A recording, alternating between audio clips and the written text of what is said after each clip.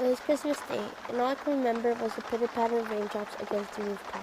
It sounded as if each drop harmonized in a symphony, perfect timing and rhythm. This was no white Christmas. The sky looked very gloomy, and fog filled the park across my house. That afternoon, my mom, brother, and I went to Christmas Mass at our local church, St. Anthony's of Padua. The night before, my dad had left to attend a potluck party in Daly City. He had promised to be home by Christmas morning, but was not able to fulfill his words. All morning and afternoon, my mom constantly called my dad's cell phone, but there was no luck. All day we worried about my dad and where he was.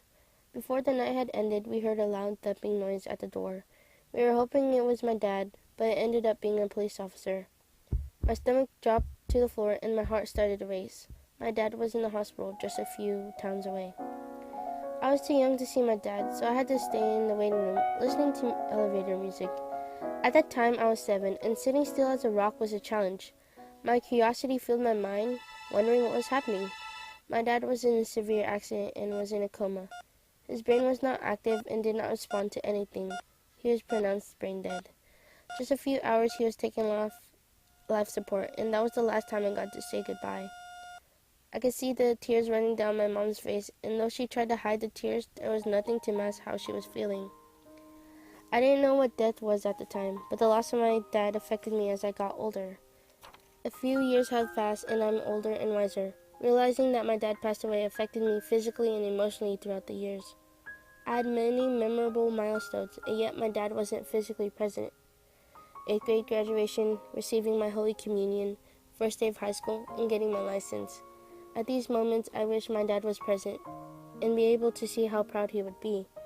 But the loss of my dad gave me a purpose to strive and do my best in school. The loss of my dad changed me as a person.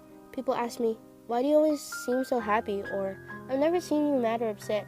And that is because I know how it feels to be sad, to feel as if things aren't going the way you planned them to be, because I know how it feels to feel alone. I try to start my day out positive and hope it makes others' day much better. Losing my dad at a young age forced me to be mature.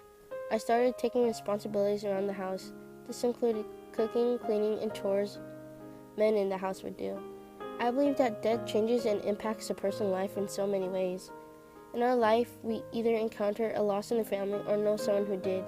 People view the loss of someone in both negative and positive ways. Losing someone gives us a reason to stay strong and push through any obstacle that comes our way. We start to cherish each moment with the people we have today and continue to live life for those that have left before us.